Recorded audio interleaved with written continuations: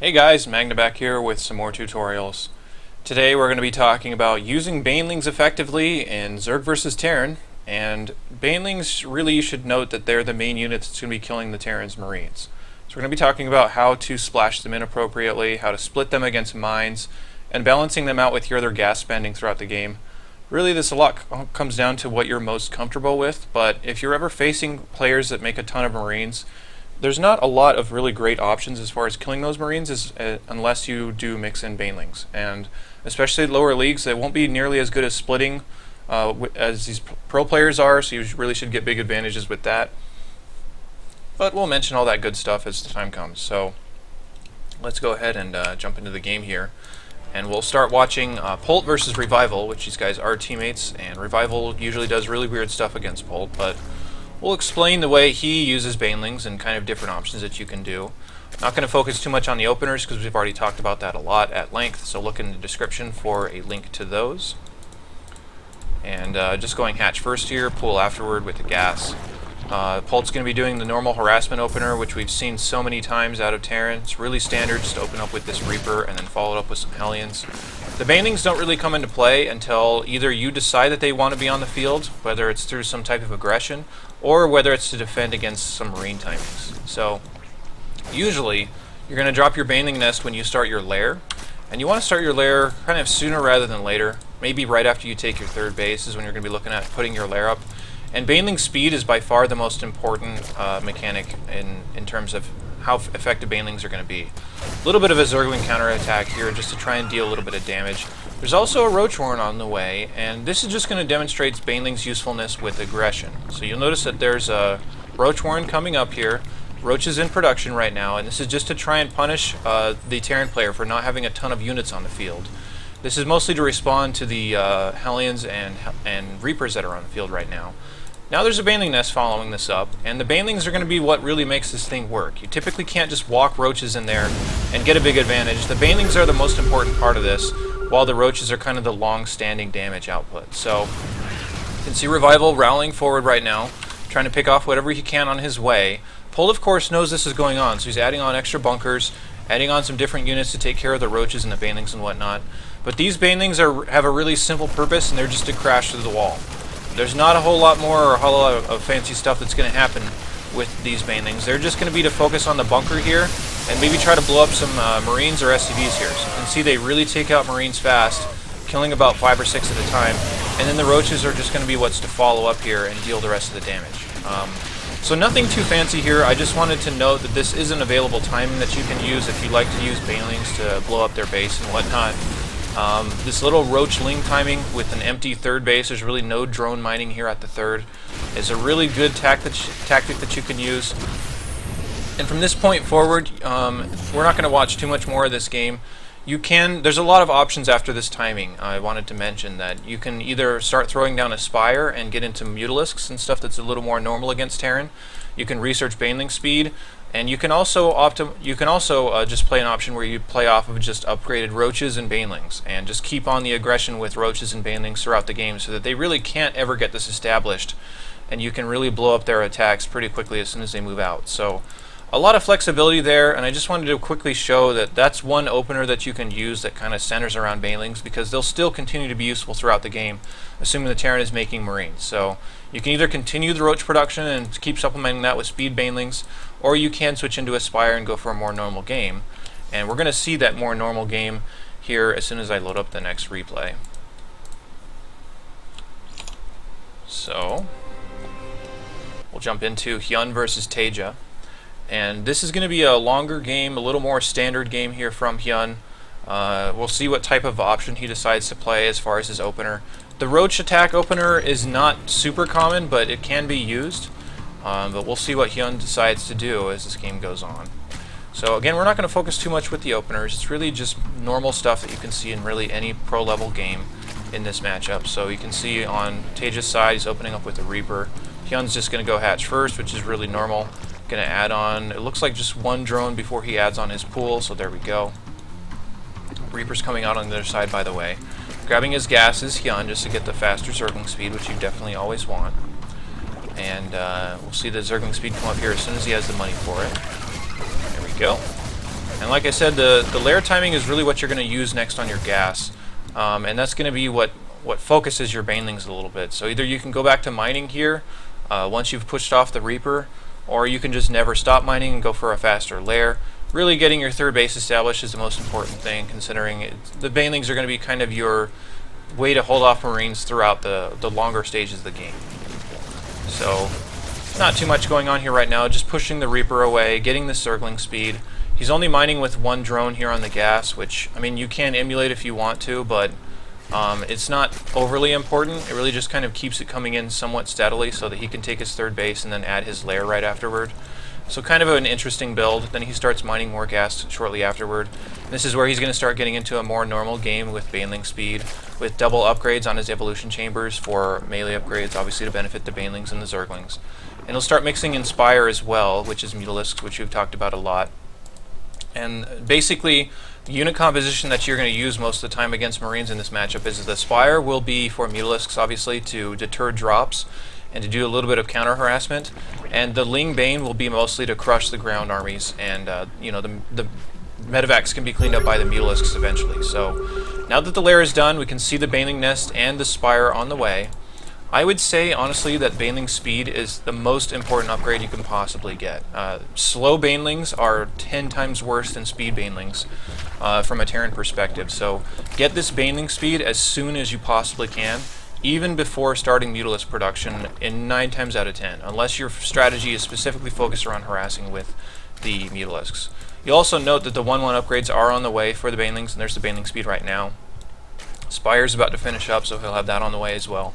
But Baneling speed is such a huge difference, because with these types of attacks, if you can ever surround them and get your Banelings on top of them, then you're going to deal so much damage. But the slow Banelings are just so easy to micro against, especially off creep. So a big part of your Baneling usage is when to use them, and you really just want to use them on creep, and you want to keep spreading your creep throughout the game, because speed Banelings on creep are so incredibly much faster than slow Banelings on off creep, that is. So all these different advantages really play to getting good Baneling connections, and if you get great Baneling connections, those are the type of things that can really just end the game. If you really get good enough ones. That's going to be most of your victory conditions, is ending the game with really good Baneling connections, and we're going to see Hyun play this out as time goes on. So the mix-ins here, you're going to want to think about that. So Banelings are mostly to kill the Marines here, right? But the mix-ins are supposed to kill the Banelings, so you want to think about how am I supposed to deter these little mix-ins here. So if there's a bunch of mines, for example, or a bunch of Hellions, that's going to mean you don't want to really bunch up your units too much. If you can attack in several different groups, like maybe this group here, this group right here or something, the last group kind of spread out somewhere else. If you can fan out a little more, surface area is a big deal. It'll lessen the effects of the mine hits and the Hellion hits as well. Maybe they're using things like Hellbats or tanks or something, which can also be mixed in.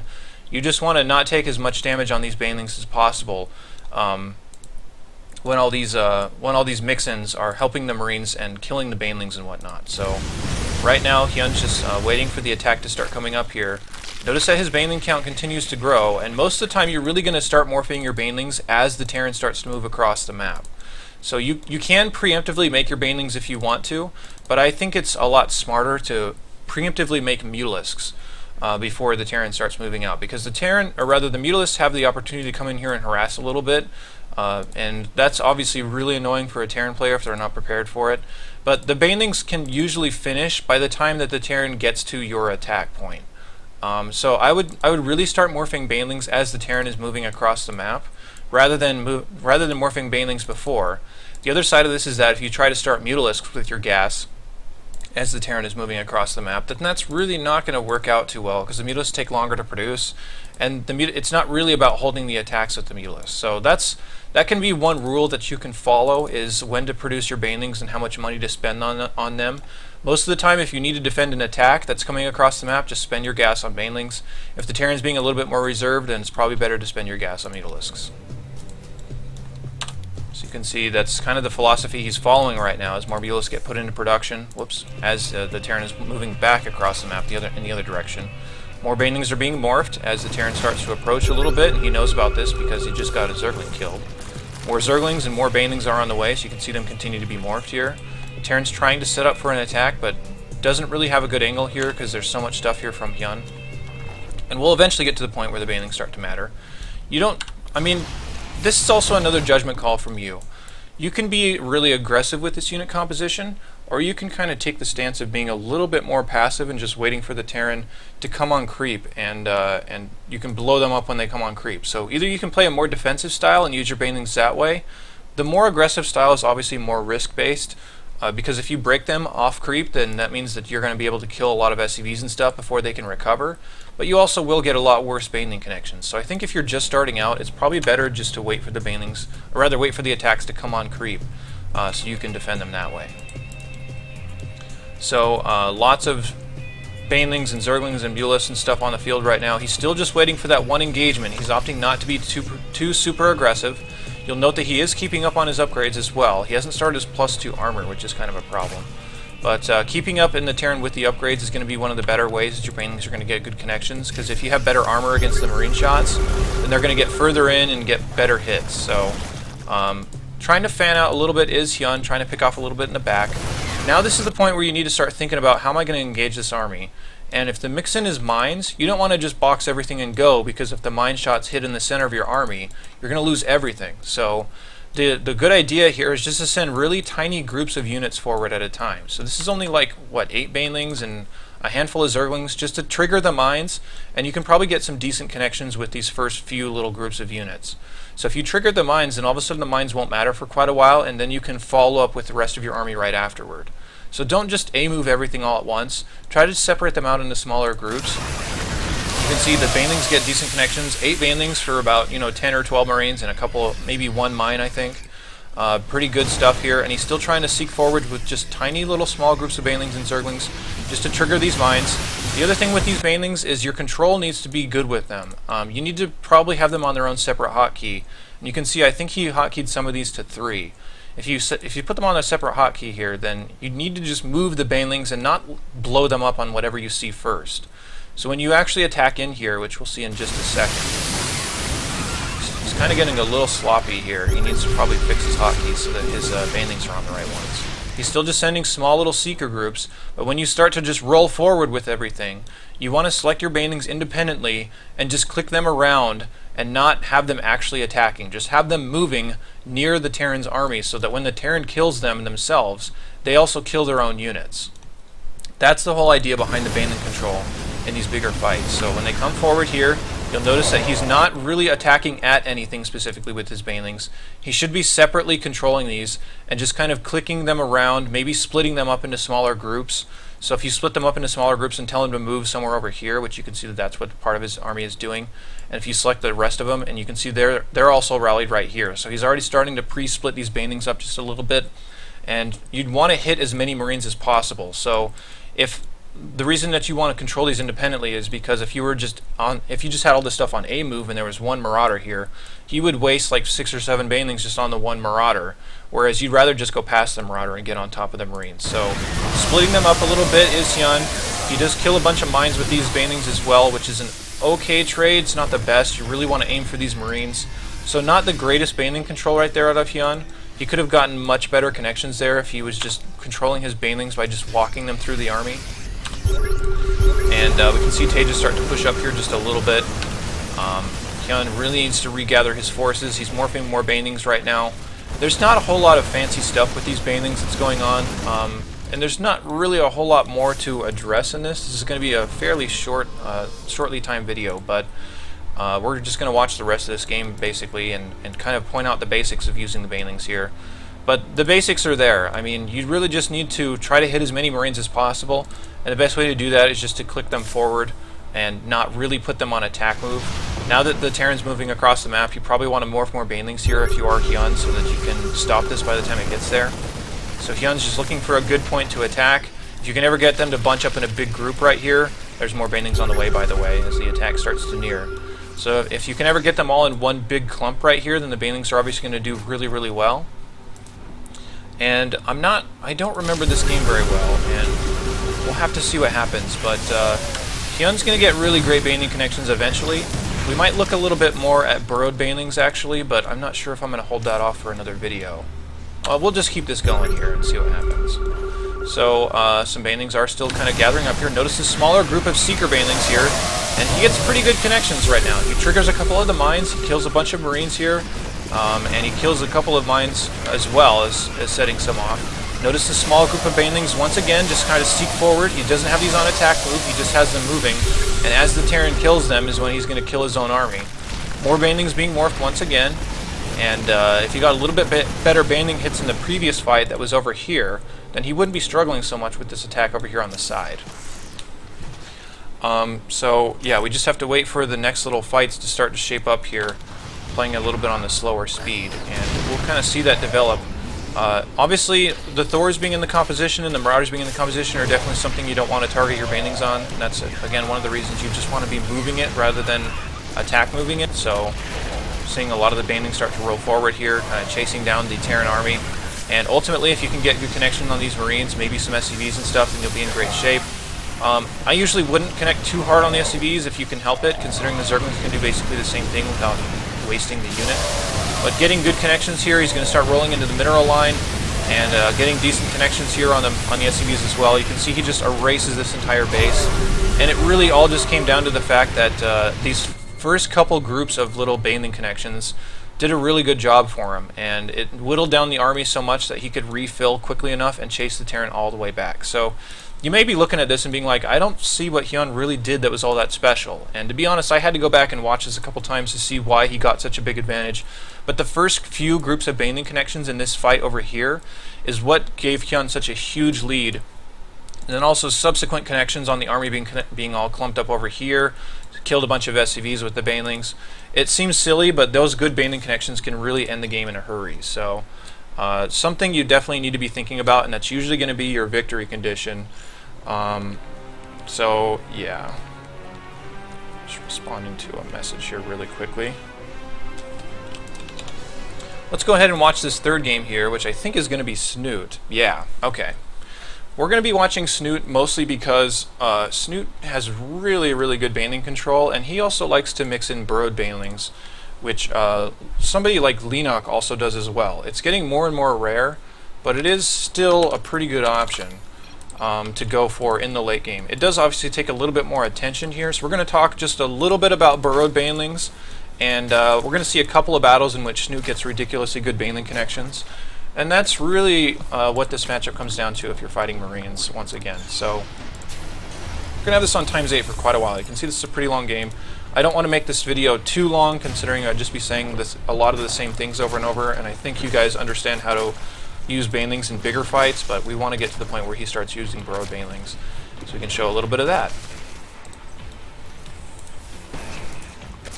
So some stuff rallying up here, just pushing away the harassment, still trying to spread his creep here, and like I was talking about with Banelings especially, spreading your creep is a really, really good thing to start to try and practice and get mixed in here. We've talked about all that in the mechanics video and stuff too, so spreading creep is very, very important. I would say spreading creep in this matchup is more important than any other by a pretty big margin.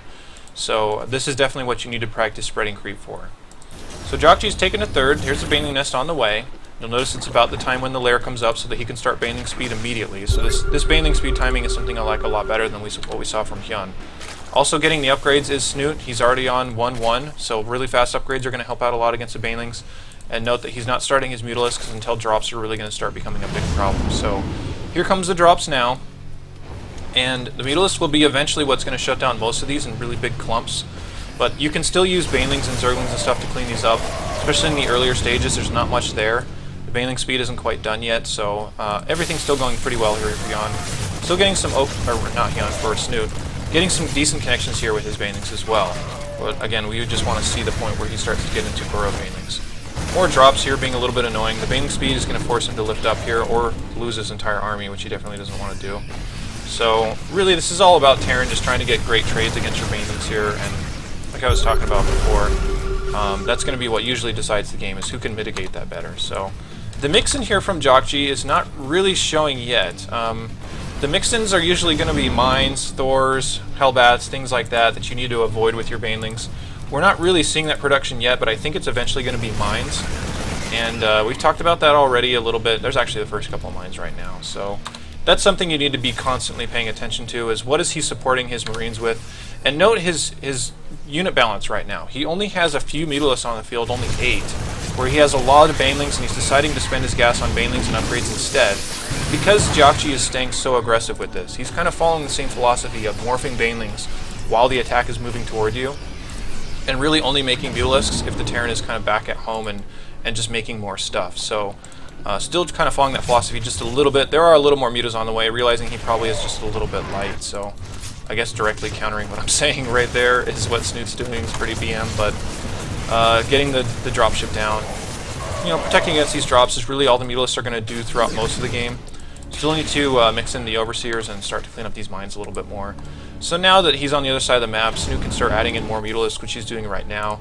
Now he's getting the burrow here, and we're going to start to see that come into play. I really wish more Zergs would do this, because if it's all about getting good Baneling connections, if you get a really good burrowed Baneling detonation, then that can basically end the game right there. So it's one good way to try and spend your Banelings as efficiently as possible, because if 2 Banelings can blow up this entire group of Marines, that's a way better trade than you're ever going to get with all these Banelings trying to attack at a Terran that's already fortified with mines and stuff. So more drops coming in here, just trying to shut them down the best he can. And Jiakchi's going to start kind of pressing up for an attack here, going to burrow his mines. And again, this is where you need good Baneling connections here. He's morphing more Banelings as the attack gets closer and closer. Sending them in small groups right now. He's not sending the entire thing. But if he gets good Baneling connections here, he definitely doesn't not want to lose all these to a mine shot, as mine shots are very unforgiving right now, as far as you really don't want to lose that much to it.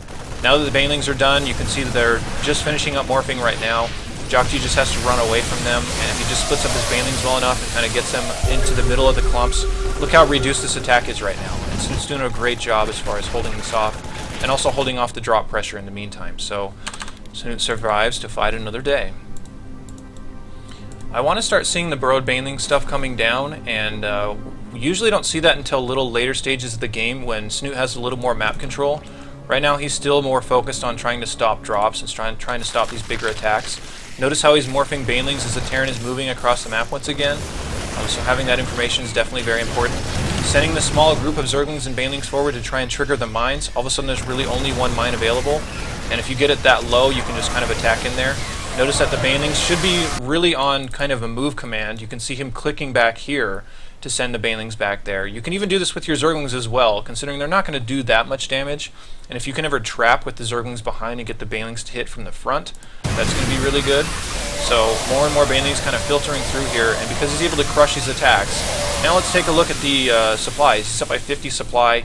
He can start to counterattack a little bit, and he can start to, more importantly, well, perhaps more importantly, I mean, this is kind of a foregone conclusion, but he can start setting up his burrowed Baneling traps, considering he has map control and Jiakchi's kind of sitting back in his base for a little while. So this game, like I said, is pretty long, another about 9 minutes, so we're going to kind of fast forward a little more.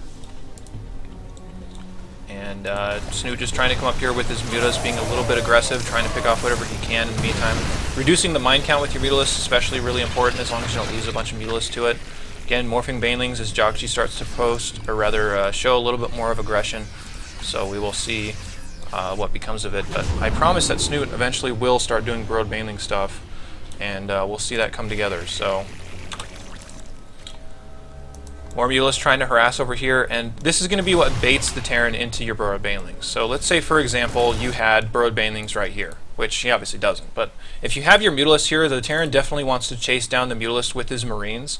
So you can kind of lure his units over the top of your burrowed Banelings, and that's what most pros will try to do.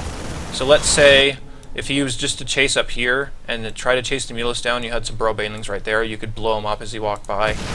So that's a lot of the stuff that you're going to look out for, is with these Mutalisks, going to be trying to bait them in and then kill them with the burrowed Banelings. And it's really a fun mechanic that I wish we would see more often, because it's so cool to watch. And you've seen so many. There's a lot of really high-profile games that have ended because of connections like that. So more and more Banelings coming forward right now. I think this is the part where Snoot starts to set up these traps a little bit, considering he can't really afford to attack in there too hard if the Terran is off creep. So we're going to see Snoot start to roll forward here, and this is about the time where you want to split off small little groups. There's a couple of burrowed Banelings right here, and he really wants to lure the Terran over the top of those, or just get the best Baneling connections possible if he can. There's also a pair here. You can set them up. Usually setting them up off creep is where you want to put them, because Terran's going to be scanning over your creep anyway. So if you put a couple of Banelings in areas where he might run over, you'll notice he's running away from his army, trying to get the Terran to chase him down. You won't see huge Baneling connections a lot in pro games because of stuff like this, because they've seen this so often, they know how to react to it. But if you're really good and you can bait people in just like this, oh, he could have blown that up at any time, but he's opting to try and get a better hit there.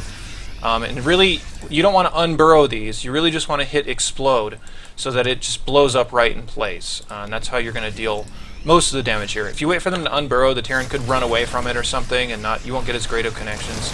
Just want to lure the clump over the top of it the best you can. Notice there's another burrowed Baneling clump right here. And I want to talk a little bit about how to position these, because it seems like even pros aren't that good at it, to be totally honest. So what you really want to think about is how are these units going to move as they move across the map. So if the Terran moves, say, these units from here to here, some of them are probably going to go up this way, and some of them are probably going to go up this way. But more importantly, they're probably not going to swing out too wide. That doesn't really make sense. If they're moving from one place to another, they're going to go as direct of a path as possible. So most of the time your Baneling traps should probably be hugging up against a wall or something, considering that's mostly where the units are going to be moving. And this is there's a lot of theory going on here, and it's kind of hard to think about in the game, but if you're thinking about setting up burrowed Baneling traps, it's probably better to set them along the most tight path possible to the most common movement points. So mostly up against walls is the best way to do it. These ones out in the middle of here are usually not going to get that great of connections. And we could even see back over here with these ones, the reason he didn't set these off is because all the Marines were kind of over here a little bit while they were trying to chase down, and they were mostly hugging up against this wall. So even if these were moved right there, he would have had amazing Baneling connections, and it would have probably killed that entire Marine army. So you want to start thinking about stuff like that if you're going to use burrowed Banelings. Notice that he does have them finally revealed now, because Jockji just happened to realize that the army movements were a little funny. There might have been burrowed Banelings there, so he figured out what was going on. But we're not going to watch too much more of this game. I just wanted to talk about that a little bit. You won't see huge Baneling connections ending the game a lot of the time in these super high-level matches, but I just wanted to demonstrate that it is available. And the connections can still happen. I mean, it's not like it's impossible or not worth it or anything, because these two Banelings probably won't do much in a real fight, but if they do, they could do a lot if you were able to blow this up properly. So just trying to lure them back over these ones again, and again, if you had these in the right position right here, notice how the army kind of hugs this side wall. That's where you want to try and place these if you possibly can. These Banelings could have killed so much by now if they were just placed a tiny bit better.